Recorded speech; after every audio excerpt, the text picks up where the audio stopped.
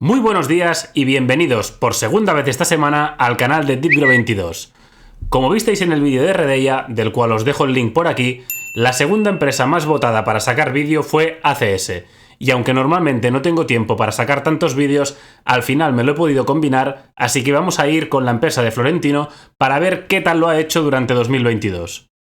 Espero que el esfuerzo de grabar 2 vídeos en 2 días de diferencia me lo recompenséis dándole mucho amor al canal, que os tengo bastante mimados.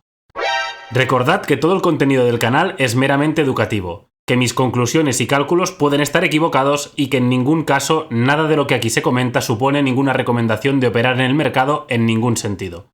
Cada inversor tiene que hacer sus deberes y sacar sus propias conclusiones.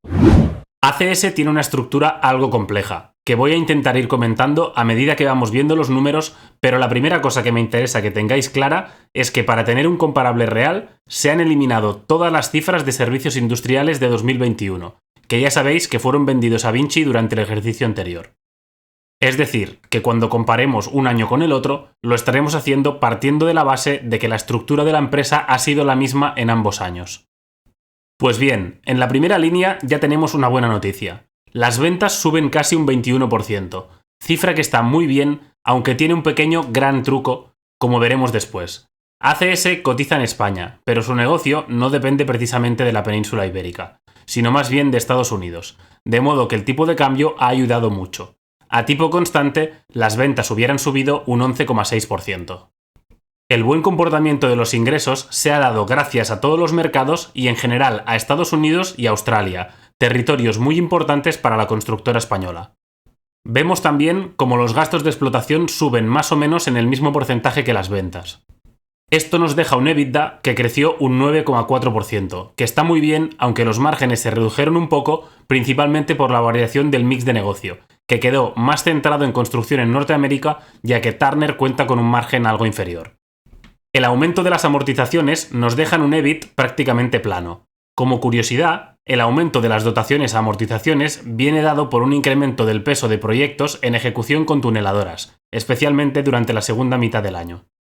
Os dejo la imagen de la contribución al EBITDA y al EBIT por divisiones, donde se ve muy claro el impacto de las amortizaciones que acabo de comentar. A partir de aquí, la diferencia más importante se produce en el resultado financiero, que como veis es un 69% menos negativo que el del año pasado. Dentro de esta partida, la variación de valor razonable en instrumentos financieros es la responsable de la mejora año a año. Pues bien, aunque voy a hacer un comentario sobre esto más adelante, debéis saber que el efecto positivo se debe principalmente a los derivados relacionados con las opciones sobre acciones de ACS que han supuesto un beneficio de casi 41 millones de euros, así como otros 124 millones de euros por contratos forward liquidables por diferencias, o lo que es lo mismo, y hablando en cristiano, alguien del departamento financiero la ha sacado del estadio tradeando derivados en el mercado. Todo esto deja un beneficio antes de impuestos por las operaciones continuadas un 27% superior al del año pasado y un beneficio neto un 66% por encima del de 2021. Números francamente buenos. Vuelvo a recordar que este comparable es teniendo en cuenta que la parte de servicios industriales vendida a Vinci no estaba en ninguno de los dos ejercicios. Por cierto, el impuesto sobre sociedades es proporcionalmente mayor, ya que la tasa impositiva ha subido del casi 24% a algo más del 32%, fruto de una menor aplicación de deducciones fiscales, así que todavía más meritorio el beneficio neto reportado.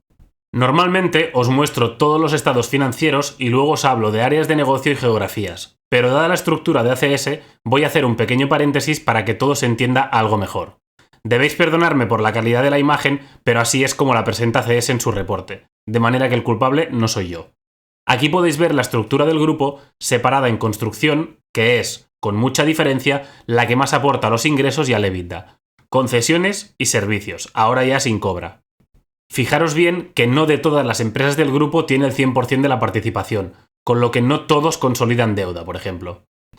Os acabo de comentar que el beneficio neto ha sido de 668 millones de euros y aquí podéis ver la contribución de cada división al mismo. Aunque ya sabemos que la construcción no es precisamente un sector con grandes márgenes, fijaros el buen tirón que ha tenido durante 2022, aunque vuelvo a recordar que hay un impacto positivo bastante importante por el tipo de cambio. También se observa cómo las concesiones dejan un beneficio neto muy superior a la construcción en términos proporcionales, es decir, teniendo en cuenta el importe de los ingresos. Os dejo la misma foto con algo más de detalle para los más curiosos. Cada vez que veo a Abertis me acuerdo de la pedazo de empresa que nos quitó el Tito Floren. ¿Cuánta pasta le sacamos vía dividendos, ampliaciones liberadas junto con la revalorización de la acción y finalmente la OPA? Si nos vamos al balance y concretamente a la parte del activo, vemos que las variaciones más relevantes en el activo no corriente se producen en las inversiones contabilizadas aplicando el método de la participación y en los activos financieros no corrientes. Sobre las primeras, no creo que valga la pena realizar ahora una clase avanzada de contabilidad y mencionar la NIC 28, que nos habla de inversiones en entidades asociadas y negocios conjuntos, y en la cual se define el método de la participación.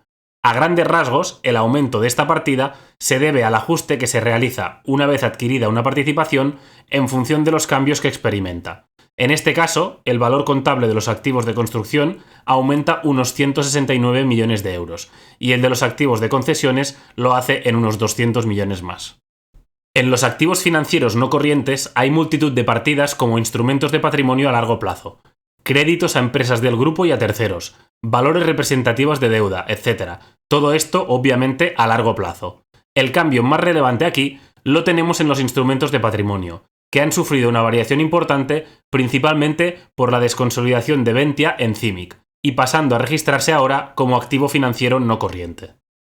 En la parte de activo corriente, es decir, de corto plazo, vemos como la caja cae en unos 2 billions y luego veremos de forma muy clara y gráfica en qué se ha gastado el dinero. También se observa un aumento importante en los activos mantenidos para la venta. Debéis saber que en esta partida se incluyen los activos que la empresa tiene previsto vender en un periodo de 12 meses desde que se clasifican así. En este caso, ACS espera vender los activos de energía renovable y agua que permanecen en el grupo tras la venta de la mayor parte de la división de servicios industriales a Vinci. Sé que todo esto es más complejo que lo que vemos en otros vídeos, pero es que la estructura societaria de ACS, junto con el trading de negocios que me lleva Florentino, hace que haya que dedicarle unas cuantas horas a ponerlo todo en orden. Si os parece bien, vamos a hacer una cosa. Paso directamente a los flujos y me dejáis en comentarios si os gustaría que me metiera todavía más en el barro o por el contrario lo veis bien así o del estilo del vídeo de Nagas, que tuvo muy buena acogida y que os voy a dejar por aquí también. Voy a poneros un segundo la foto de los flujos, pero saltaré rápidamente a un par de gráficos que nos ayudarán a entender cómo se ha generado y gastado la pasta de 2022 de forma mucho más visual. Además, la comparativa con 2021 está demasiado distorsionada por todas las inversiones y desinversiones que se han producido en los últimos meses. A grandes rasgos, lo que vemos es una generación de efectivo por actividades de explotación muy importante, que asumiendo un CAPEX similar al de estos ejercicios nos da un dividendo perfectamente pagable, más aún si siguen estando acertados con el timing en el momento de comprar derivados para usarlos a la hora del script con posterior amortización. En los flujos de inversión vemos una gran diferencia por la inmensa entrada de caja el año pasado por la venta de la división de servicios industriales, y también se observa cómo este año ya está invirtiendo parte de este dinero. Como decía, con el gráfico que voy a mostrar ahora lo vais a ver con más claridad. Vamos a ver cómo han ido los FFO. Si os fijáis, de los 1.747 millones de euros hay que sumarle 640 y restarle 688 por pagos por intereses, impuestos y otros. Aplicando las variaciones en el circulante y las inversiones netas y leasings, nos vamos a 1.330 millones de FFO, que comparado con los dividendos pagados que hemos visto en la anterior imagen de los flujos, nos da una cifra perfectamente sostenible. Pero donde lo vamos a ver mejor es en la evolución de la caja neta. Si os acordáis, hace un rato he comentado que la caja descendía en unos 2 billions. Pues aquí los tenemos. A la caja inicial le sumamos los 1.333 millones de FFO, que hemos calculado ahora mismo y que hemos visto que ha generado. Restamos los pagos por operaciones extraordinarias, que principalmente incluyen los pagos relacionados con los proyectos de una planta de CCGP en Australia, una hidroeléctrica en Chile y costes judiciales derivados de litigios por el cierre del proyecto de Seattle, y restamos los dividendos. Y con esto nos vamos a una caja neta de 2.370 millones de euros. A partir de aquí es cuando vemos el importe que se ha gastado de la venta de Cobra en adquirir negocios y que voy a detallar a continuación, más la autocartera. Esto nos deja un efectivo que baja bastante, pero a cambio tendremos mayores flujos de billetes a partir del ejercicio 2023. Y como os decía, hablando de adquisiciones, os comento lo más relevante de 2022.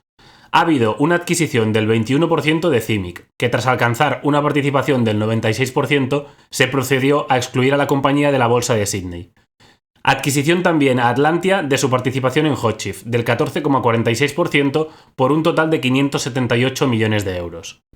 También tenemos un acuerdo para la compra de un 56% de la autopista SH-288 en Texas, que se cerró justo el pasado enero por un importe de 1.064 millones de euros y que aumenta así la participación de ACS hasta el 78%. Finalmente, tenemos la adquisición de Maca mediante OPA de TIES por 252 millones, con el objetivo de diversificar entre materias primas, servicios y zonas geográficas. Cambiando ahora de escenario, vemos que la cartera de pedidos se situó en diciembre de 2022 en 69 billions, un 8,3% más que el año anterior, gracias al importante volumen de adjudicaciones de 2022. Debéis saber que la cartera se encuentra en máximos históricos, tanto en volumen como en diversificación. De los 69 billions que he comentado, las adjudicaciones de 2022 han ascendido a 39 billions, así que ya veis que las actividades de construcción están tirando muy fuerte en todo el mundo, muy en la línea de lo que leíamos en muchos estudios que hablaban de la necesidad de obra nueva y sustitución de obras existentes prácticamente en todo el mundo. Tened por seguro que los amigos de Brookfield estarán metidos en el ajo también, y es que a veces los resultados de las empresas nos dan pistas sobre tendencias macro de fondo para intentar estimar cómo pueden comportarse competidores u otras empresas con intereses similares.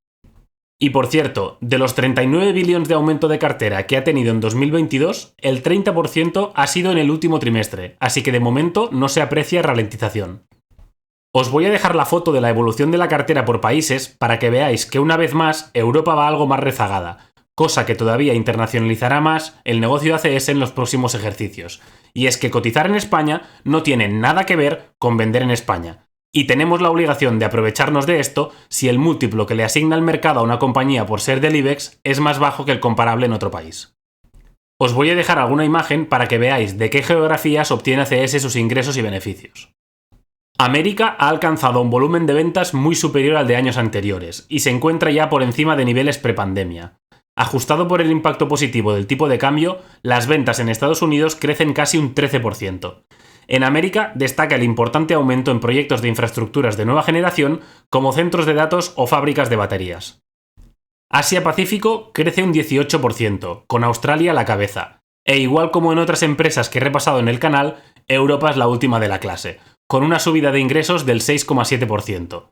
Reino Unido y Polonia han tenido un buen desempeño, junto con España, donde la cartera mantiene una tendencia creciente con un aumento de casi el 11% gracias al impulso de la licitación pública de obra civil. Sobre la deuda, aquí veis los vencimientos, que son de cierta magnitud y es que ya sabemos que por el tipo de sociedad que es va a existir apalancamiento. Hay que ir vigilando este calendario para intentar prever la sostenibilidad del dividendo, aunque a esto habría que añadir el buen hacer, por ahora, de los contratos de derivados que van ejecutando y que usan para estabilizar la autocartera en los scripts que van metiendo. Teniendo en cuenta el buen crecimiento de todas sus divisiones y especialmente el aumento de la cartera de pedidos junto a la tendencia macro de la necesidad de obra civil, creo que ACS tiene un buen futuro por delante, con presencia en países AAA en cuanto a seguridad jurídica y con una experiencia más que demostrada adquiriendo y ejecutando licitaciones públicas. Por pedir, quizá me gustaría ver cómo el dinero procedente de la venta de servicios industriales se hubiera destinado más a la parte de concesiones, que para un inversor a largo plazo son flujos de efectivo muy predecibles y menos cíclicos que la construcción pura, aunque no hay duda de que esta parte la ejecutan muy bien. No es mi intención parecer un capitán a posteriori, pero hemos tenido muchas pistas de que ACS ha estado muy barata y ha dado oportunidades de compra claras. Por un lado, recordad que la venta de su división de servicios industriales llegó a valorarse, si no me falla la memoria, igual que su market cap o similar, con lo cual estaba claro que allí había una ineficiencia de mercado. Además, su presidente, que conoce bien la empresa, se hinchó a blindar contratos de derivados para poder adquirir acciones por encima de lo permitido, con la intención de usarlas en los dividendos flexibles. Así que ahí teníamos otro buen indicador de lo barata que estaba. ¿Y cómo vamos ahora? Pues bien, con un BPA de 2,26 euros nos quedaría algo por debajo de las 13 veces, que sinceramente no me parece descabellado e incluso se puede considerar barata, pero ya deja menos margen de seguridad. Aún así, con un dividendo de un 7%, más un crecimiento que por lo menos debería ser similar a la inflación, podría valer para sacar una TIR decente, aunque como siempre, eso ya se lo dejo a cada inversor. Bien es cierto que no podemos olvidar que el tipo de cambio ha impulsado muy positivamente los resultados de este ejercicio. Y ya que hablamos de futuro, dejadme poneros alguna diapositiva de cómo lo ve la empresa. Aquí veis las principales oportunidades y retos que percibe ACS. Como comentaba antes, las necesidades de inversión global en infraestructuras pueden hacer que empresas como ACS, Ferrovial o Brookfield tengan un buen impulso, más aún teniendo en cuenta el nivel de endeudamiento que ya tienen muchos países, cosa que parece que el capital privado podría aprovechar. Finalmente, aquí veis algunos proyectos en los que está trabajando o tiene previsto entrar en un futuro próximo. Como decía antes, ACS cotiza en España, pero tiene presencia residual en el país, así que está bien posicionada para aprovechar las oportunidades de negocio en medio mundo. Creo que los resultados han estado muy bien, y el único pero que yo le pondría es que me gustaría algo más de enfoque en la parte de concesiones, sin más por preferencias personales en el tipo de negocio, aunque si siguen ejecutando así de bien, tampoco pasa nada. Como siempre digo, aunque los vídeos tienen una duración cortita, llevan muchísimas horas de preparación entre análisis de resultados y edición. Así que os pido dos cosas. Por un lado, continuad dejándome el feedback en comentarios, para saber si os interesa lo que hago o si se puede cambiar alguna cosa que igual me permite ahorrarme tiempo. Y por el otro, si el contenido os aporta valor, por favor, tomaros la molestia de compartir el vídeo, suscribiros al canal y dejar un like, que al final es gratis y a mí me ayuda a seguir motivado creando contenido. Nos vemos en el siguiente, un abrazo y que tengáis un gran día.